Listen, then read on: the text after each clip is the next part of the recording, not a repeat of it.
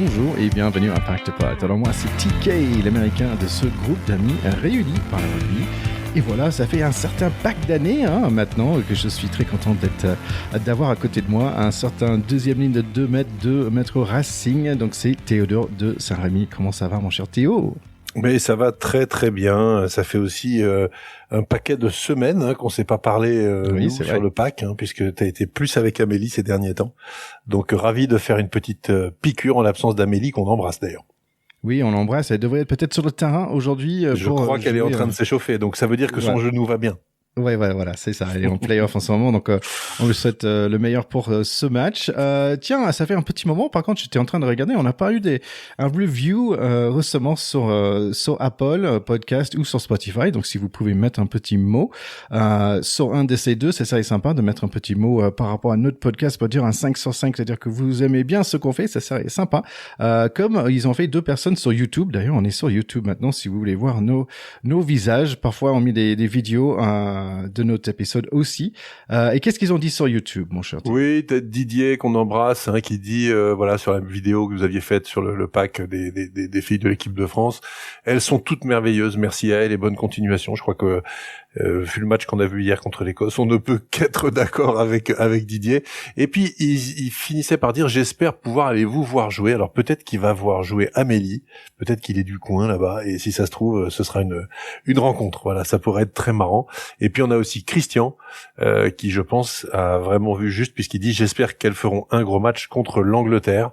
On sait bien que c'est le sommet, la finale annoncée de ce 6 nations féminin, et effectivement les résultats qu'il y a eu depuis le début du tournoi confirment bien que c'est contre l'Angleterre qu'on va savoir si elles sont au rendez-vous, quoi. C'est ça. C'est là où il faut être présent. Tiens, on va parler de, bien sûr, notre équipe de France et le match contre l'Écosse. On va peut-être démarrer, par contre, avec les 2 matchs de EPCR.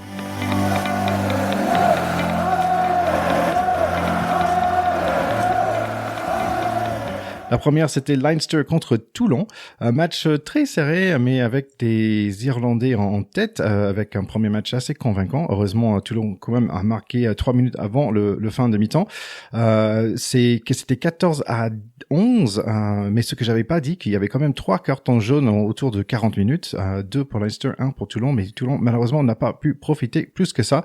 Leinster a pu prendre le lead avec 2 essais de plus, mais dans les dernières 10 minutes, Toulon s'est réveillé. Joli petit essai de Serin et après par Drian, mais il restait 4 points à marquer pour égaliser avec 4 minutes avant la fin du match. Mais les rêves, ils sont éphémères. Leinster y passe. Toulon rentre à la maison où ils vont essayer de gratter une dernière place dans le top 14.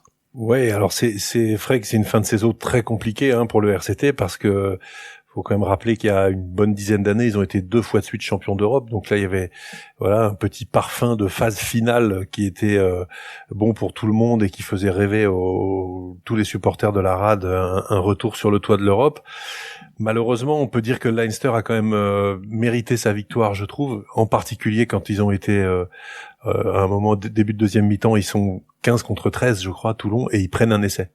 Le Leinster a fait une super entame de deuxième mi-temps, et je pense que ça a un peu tué le match à ce moment-là. C'est vraiment dommage, mais c'est aussi dans les, comment on appelle ça, le money time, les Américains, c'est dans les moments clés où il faut être au rendez-vous, et je trouve que là-dessus Toulon est vraiment passé à côté. C'est dommage parce qu'ils ont fait une belle campagne européenne, ils ont pas démérité sur ce match, comme tu dis, ça finit, je crois, 4 essais à 3 ou quelque chose comme ça, donc c'était pas si mal, mais ça suffit pas. Et quand on est en supériorité numérique dans un match à élimination directe et que non seulement on marque pas, mais en plus on encaisse un essai, en fait on donne trop là.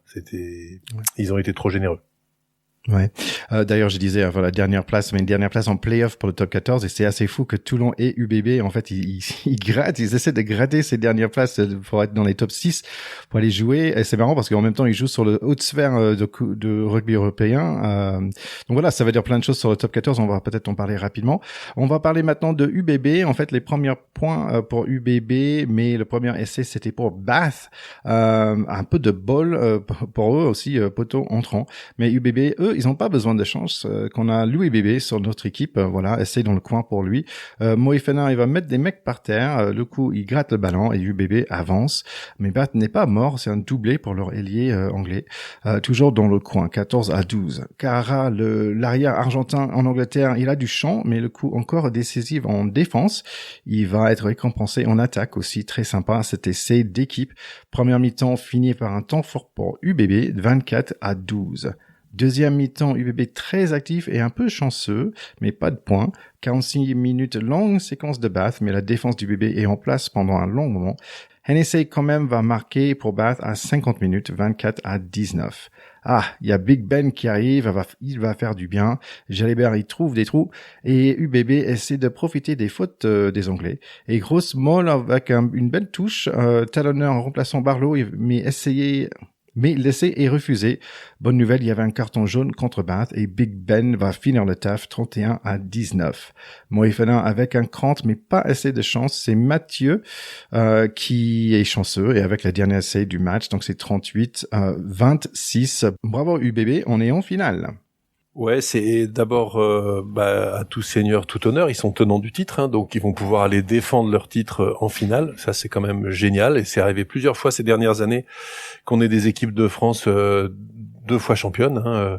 La Rochelle, il y a pas si longtemps. Toulon, il y a quelques années. Toulouse, il a déjà fait aussi. Donc, c'est peut-être le tour de UBB. Moi, je suis assez optimiste. Je trouve que ils ont en Coupe d'Europe vraiment des convictions. Ce match contre Bath, ça n'a pas été facile.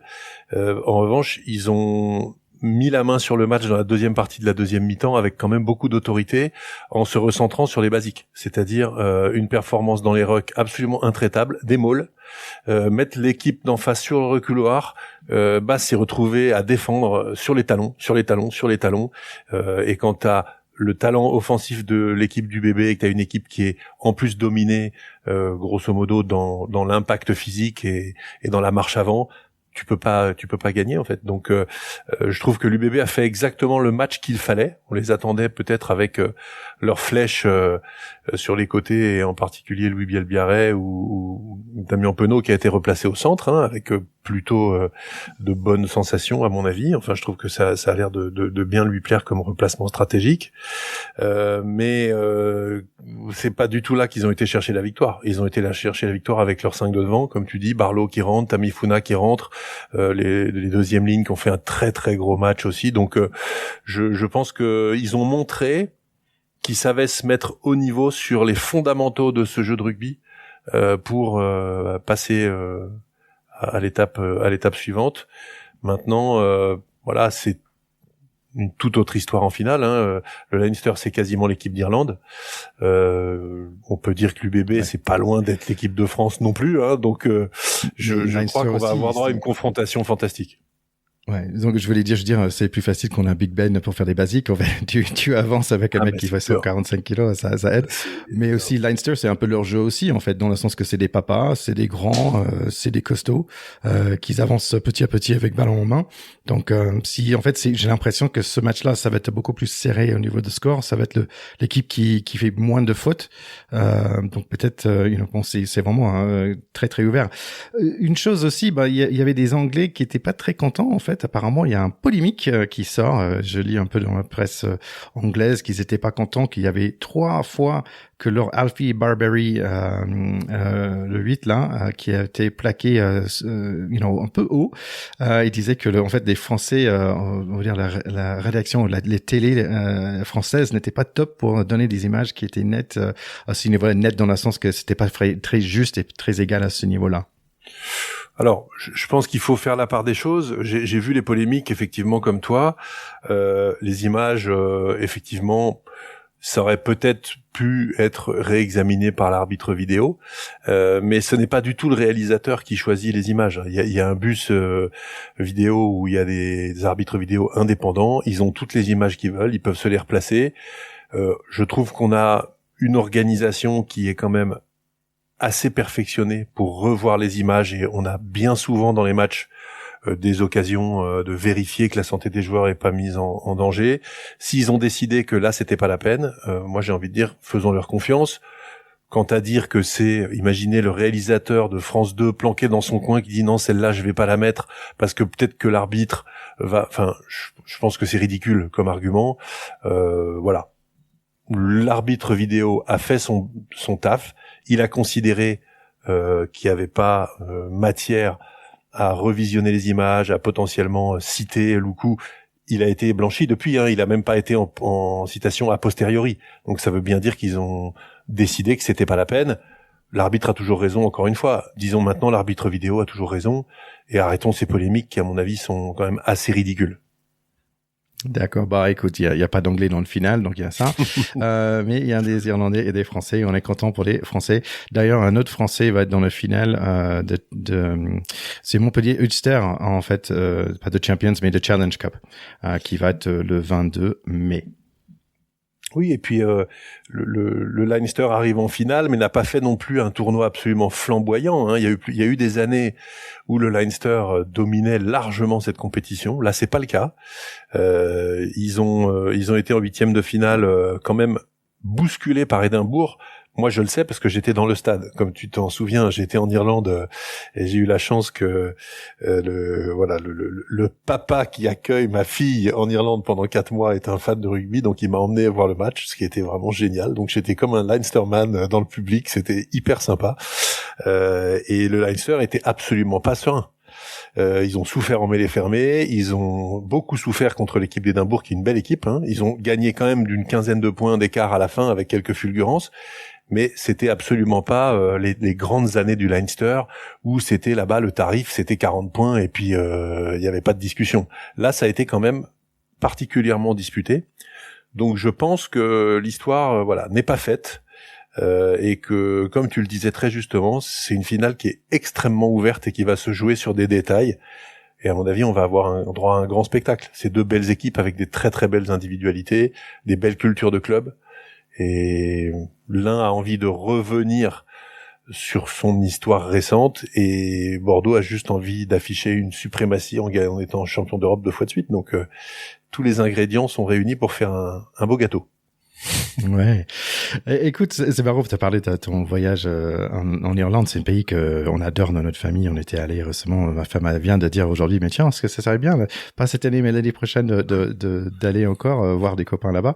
Et peut-être j'ai déjà dit l'histoire sur le pod, mais en fait, je suis allé une fois à voir le stade de Munster. J'étais à côté de Limerick et on voulait avec mon fiston et toute ma famille d'aller à Munster pour voir le stade là.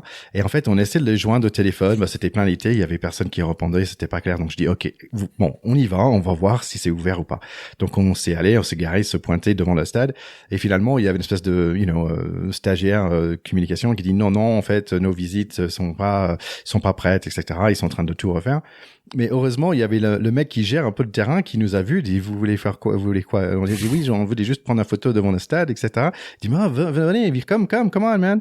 Et donc je remercie énormément John qui nous a fait, et on est même allé dans les vestiaires et tout, donc il nous montrait dans les vestiaires, dans le stade, et c'est un mec qui est super charmant, tu vois, il a pris 20 minutes de son temps pour nous permettre de faire un visite guidée individualisée, tu vois, où on n'a pas rien de tout.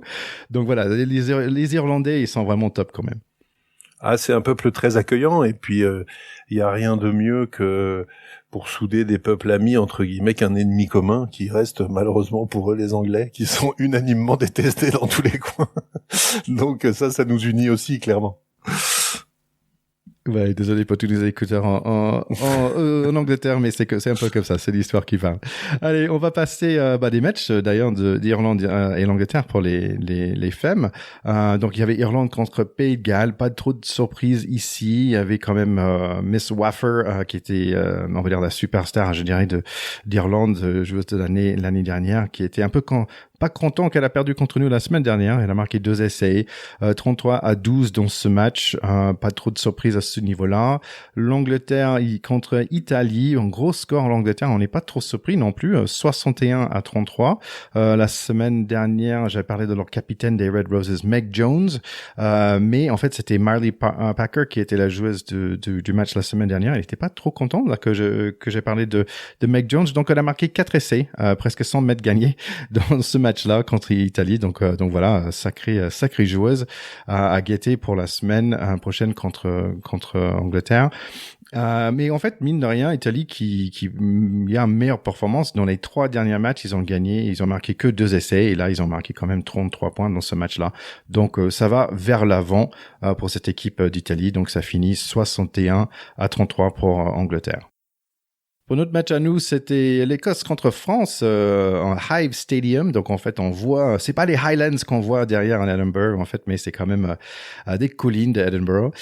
Toujours un joli Flower of Scotland. Sur l'équipe, on a Sogeta en fait qui est nouveau, c'est son premier match en 4. On a aussi Escudero qui n'est plus sur le banc, mais elle est titulaire, avec Bosso qui remplaçait Ambre, la joueuse du match la semaine dernière. À moins de 2 minutes, on a un essai pour notre capitaine Filiou après une erreur des Écossaises, 5-0. 7 minutes plus tard, et c'est toujours Foll qui fait des grosses percées. Et voilà, mais encore quelques fautes côté français. On avait un penalty touche molle sur les 5 mètres des Écossais, mais on va perdre le ballon. Quelques fautes encore contre les Français, mais en fait, il faut dire que l'arbitre Sudaf a un tel accent en anglais que même moi, j'arrive pas, j'ai un peu de mal à suivre, on va dire. Première attaque pour les Écossais, notre défense se montre prêt, mais quand même, ils vont faire un super 50-22. Leur 13, Rachel Phillips, va marquer 7-5 pour eux. Et voilà, on va perdre un joueur aussi, c'est Feliu, la capitaine, avec un carton jaune. Mais comme la dernière fois, c'est ok, on peut marquer à 14 sans problème, car la Arbez avec un coup de pied à suivre pour elle-même, donc 7-12 pour nous.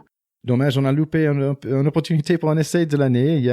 On a failli prendre un compte. On va faire jouer les avants un peu. Et voilà, Sogeta, un peu de cette deuxième ligne elle va marquer son premier essai dans son premier match. Génial. C'est pas la première fois qu'on dit ça dans ce tournoi de cette année. Champon, elle donne des tampons, mais aussi elle sait marquer des essais. Donc c'est 26-7. Fall avec un plaquage impressionnant, mais encore un essai par le 13 Rachel Phillips. Mais Champon encore va faire le doublé avant le mi-temps 31-14. Deuxième mi-temps démarre très bien, jolie action collective qui va finir dans les mains de Barra, 36-14. Sogeta encore 30 mètres avec le ballon en main, va marquer à 56 minutes. Et voilà, le reste ça suit avec des essais par Champon, Murray, Deschaze et Ambre, notre copine. Bref, c'est nous beaucoup, eux un peu. C'est 69 pour la France et 28 pour Écosse. Oui, le score parle de lui-même. C'était un match qui était très plaisant à voir néanmoins, parce que les Écossaises, en dépit du score final, se sont pas laissées faire. À plusieurs reprises, elles marquent quand même 28 points, c'est pas rien. 69-0 ou 69-28, c'est quand même pas du tout pareil. J'ai en mémoire un essai qu'on marque quand on mène relativement déjà largement, avec sur le coup d'envoi qui suit, réception de coup d'envoi raté, on perd le ballon et les Écossaises font une dizaine de temps de jeu, etc. et marquent un essai. Donc c'est anecdotique parce qu'il y a 70 points d'écart, mais c'est le genre de sujet qu'on peut pas se permettre de subir en fait à très haut niveau. Et la semaine prochaine contre l'Angleterre, si on donne des points comme ça, on sait très bien qu'on n'aura pas 40 points d'avance. Donc c'est juste pour moi le petit point négatif de ça, c'est qu'il y a eu des moments où les Écossaises ont quand même mis leur jeu en place, ont réussi à imposer parfois du défi physique, et sur cet essai dont je parle, il y a honnêtement des défaillances défensives individuelles près de la ligne qui sont pas acceptables non plus. Contre les Anglaises, on pourra pas laisser passer ça. Donc j'ai trouvé que Sogeta, tu dis son premier match, 2 essais. Alors elle est sortie avec l'épaule en écharpe. J'espère que elle est pas trop blessée et qu'elle pourra revenir, parce qu'elle m'a fait très très bonne impression. Madou Soufal, fantastique, comme tu l'as très justement dit. La numéro 8, Champon, magnifique et impeccable. Donc le progrès qu'on voit dans cette équipe, c'est notamment quand même la circulation du ballon. Et cette capacité qu'elles ont eue à marquer plusieurs fois des essais en parcourant le terrain de droite à gauche puis de gauche à droite pour finir par le geste juste dans la zone de marque et essai. Je trouve que là-dessus elles ont déjà passé un cap. Voilà, ça me fait plaisir. Est-ce que ça va suffire pour taper les Anglaises ? C'est la grande question à laquelle il va falloir qu'elles répondent pour nous, et on l'espère beaucoup. Oui, d'ailleurs, Fall qui avait un peu tourné en situation de commotion, mais apparemment c'est pas le cas. Ce que j'ai noté, c'est le côté physique de nos joueuses. Est-ce que Rado, je suis pas sûr si t'as vu, il y avait une alliée qui vient d'essayer de la plaquer, et boum, mais elle rebondit par 2 mètres et il faillit faire un KO, quoi. Vraiment, on a des joueuses hyper solides, et elle a fait du bien, comme tu dis, cette nouvelle deuxième ligne, c'est top. Voilà, la deuxième chose, un petit manque de réussite au niveau de pied, coup de pied, je trouvais, surtout pour les transformations de pénalité. côté.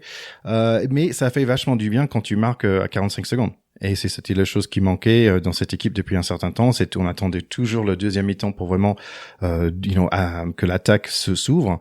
Et là, 31 points sur la première mi-temps, très bien, parce que ça, c'est ce qui nous manquait en fait depuis un certain temps. Donc, si on arrive à faire la même chose, ça serait plutôt pas mal. Elles ont donné le ton parce qu'effectivement l'essai de la première minute de la capitaine Manae Feleou, etc. Tu sens, et là tout de suite dans la tête des Écossaises, même si elle s'était dit ça peut passer, on n'est pas si loin, machin, etc. Première minute tu prends un essai, tu te dis ça commence pas bien, et effectivement 80 minutes plus tard t'as 69 points dans la musette. Encore une fois, c'est très très bien et je trouve qu'il y a des vrais progrès. C'est homogène, à peu près 30 points par mi-temps, c'est quand même bien. C'est un peu plus que le score qu'ont passé les Anglaises à ces mêmes Écossaises. Elles ont gagné, je crois, 61 ou quelque chose à 33 ou un truc comme ça. Donc il y a un peu plus d'écart et un peu plus de points. Je trouve que quitte à se raccrocher à quelque chose, ça c'est concret et c'est très très bien. Maintenant, là c'est l'Everest devant nous, puisque ça fait quand même très longtemps qu'on les a pas battues. On sait qu'elles sont supérieures. Sur un match, tout est possible, mais il va falloir gommer toutes les petites imperfections, et en particulier la qualité défensive près de la ligne lorsqu'on est sur le reculoir, où j'ai eu 2 ou 3 petits sujets d'inquiétude lors de ce match. En fait, c'était Angleterre 84, Écosse 7 pour ce match. Ah, je me suis trompé de score, alors désolé. Il y a pas de souci. Allez, l'Angleterre y mène toujours avec 164, c'est la différence entre les points qu'ils ont encaissés et les points qu'ils ont marqués. Pour nous, c'est 124. Donc voilà, on est tous les deux 20 points dans le tableau. Derrière, il y a Irlande, Italie, Écosse et après Pays de Galles. Semaine prochaine, en fait, il y a un Pays de Galles contre Italie. Italie qui a une petite chance s'il gagne et que Irlande perd contre l'Écosse, il peut peut-être prendre la 3e place. Et voilà, c'est notre match à nous qui va décider qui est premier et qui est deuxième. Ça va être 17h45 à Bordeaux, tiens. Ouais, je pense que ça va être un super match. À mon avis, il va y avoir une ambiance du feu de Dieu. Donc comme c'est à Bordeaux, c'est quand même un petit plus pour les Françaises. Il y aura un stade plein, c'est une certitude. Donc que des très très bonnes raisons de sortir leur meilleur match des dernières années, puis pour montrer aussi que voilà, elles sont passées à autre chose, que la défaite de la Coupe du Monde, la déception, etc., des défaites passées contre les Anglaises sont digérées, et ce serait vraiment ce qu'on leur souhaite, c'est tout le mal qu'on leur souhaite. Écoute, on va passer à top 14 vite fait. Il reste que deux semaines en fait avant les playoffs, et il y a pas mal de places. Est-ce que tu peux nous parler rapidement du tableau? Oui, alors hier il y avait notamment un match passionnant, c'était l'UBB qui se déplaçait à Bayonne pour essayer de rester dans les 6, parce que c'est incroyable, l'UBB est en passe d'être 2 fois champion d'Europe, mais peut-être éjecté des playoffs. Et le moins qu'on puisse dire, c'est qu'ils ont quand même eu chaud, puisqu'ils ont gagné 40-38 à Bayonne en étant menés assez largement, donc ils ont fait une très très bonne fin de match, ce qui montre qu'ils ont des ressources mentales, et c'est important. Ils avaient une équipe qui était proche de l'équipe titulaire, parce que ça prouve qu'ils n'ont pas abandonné le top 14. Franchement, j'étais déçu pour Bayonne, parce qu'à Jean Daugé, maintenant, c'est devenu un petit peu opération porte ouverte à chaque fois, alors que c'était une citadelle imprenable, donc c'est vraiment très décevant. Mais en revanche, l'UBB a fait le match qu'il fallait. Ils sont dans les 6. Toulon, en revanche, en est éjecté après avoir reçu une fessée au Stade Vélodrome de Marseille. Ils ont reçu Toulouse. Ils ont pris 50 points. Dupont était totalement survolté. Il a marqué un essai, il a fait 2 passes décisives. Enfin, il a fait un gros match à la Dupont. Je pense que là, il a remis un petit peu au point tous les gens qui disaient est-ce que Dupont est pas un peu fini? Quand on voit faire des matchs comme ça, je crois que la réponse est quand même très très claire. Et puis ce soir, il y aura le Racing qui reçoit La Rochelle, et le Racing qui est à 60 quand Bordeaux-Bègles est à 64, 6e. Donc s'ils gagnent ce soir, ils reviennent à égalité à la 6e place avec Bordeaux-Bègles. Donc en réalité aujourd'hui, parce que Toulon maintenant est décroché à 55, en fonction du résultat de ce soir, on aura de toute façon un top 6 qui sera Toulouse, Montpellier, ça c'est acté, Pau, Stade Français, Clermont qui sont un peu devant maintenant, et puis Bordeaux-Bègles et le Racing qui seront peut-être à égalité ce soir à 64 points, et en tout cas il y a encore 6 places pour 7, 8 si on met Toulon, mais Toulon il reste 2 matchs, ils sont 5 points derrière le Racing, je vois pas comment ils peuvent revenir. Et en plus, la semaine d'après, il y a quand même Pau, Clermont, donc ça va être sympa à voir, je pense. La Rochelle, Toulouse, important aussi. Et tiens, Racing, Toulon. Donc voilà, pas mal de choses à regarder dans le top 14.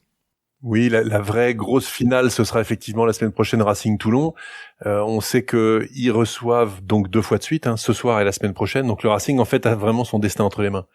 S'ils gagnent les 2 matchs, ils auront toutes les chances d'être dans le top 6. Ouais, d'ailleurs, Toulon, après, c'est UBB. Donc, ça va être un peu chaud pour eux pour sortir.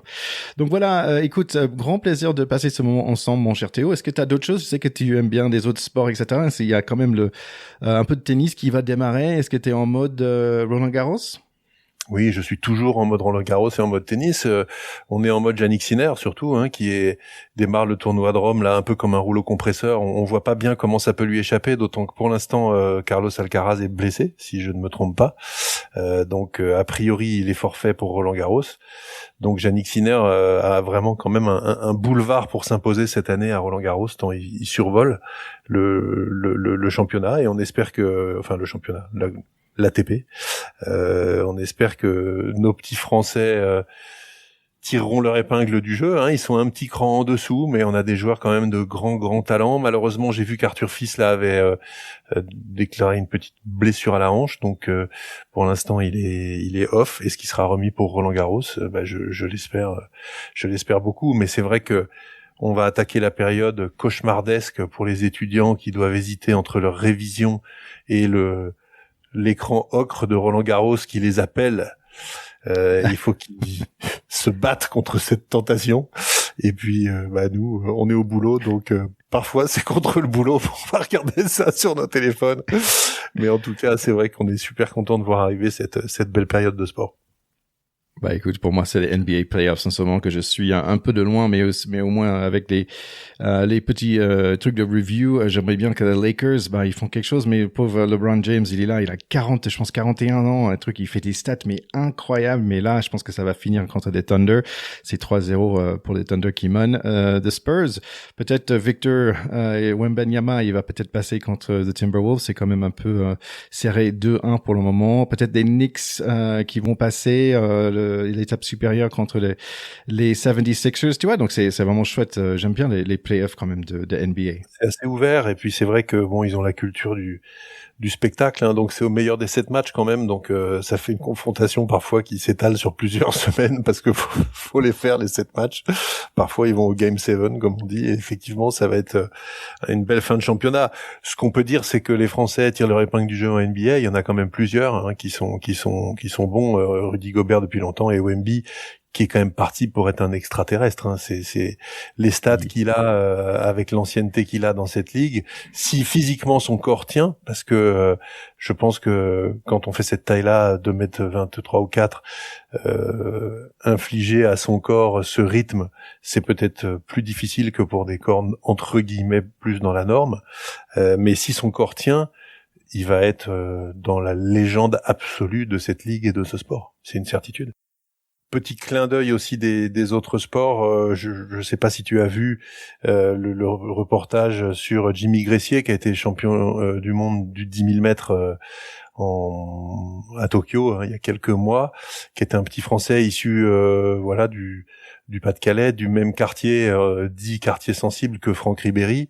C'est un gamin qui sort de nulle part, qui a eu une enfance difficile et qui a juste un cœur exceptionnel et des capacités d'endurance hors du commun. Donc il vise maintenant les Jeux Olympiques 2028 à Los Angeles, et j'encourage tous ceux qui peuvent à regarder ce reportage qui est sur Canal, qui parle donc de Jimmy Gressier, de son ascension un petit peu en haut du sport de fond, de la course de fond mondiale, puisqu'il bat quand même les Éthiopiens, les Kenyans, etc., alors que lui, c'est juste un petit gars du nord de la France. C'est improbable, extraordinaire et tout à fait inspirant, même si j'aime pas beaucoup ce mot qui est parfois un petit peu galvaudé, mais là, c'est vraiment vrai, par contre.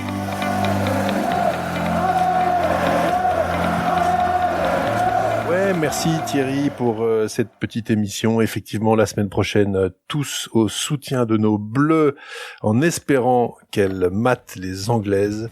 Et on vous embrasse tous, et on fera ce débriefing certainement avec Amélie cette fois. Allez, à très bientôt tout le monde. Exactement. Allez, bye bye, ciao.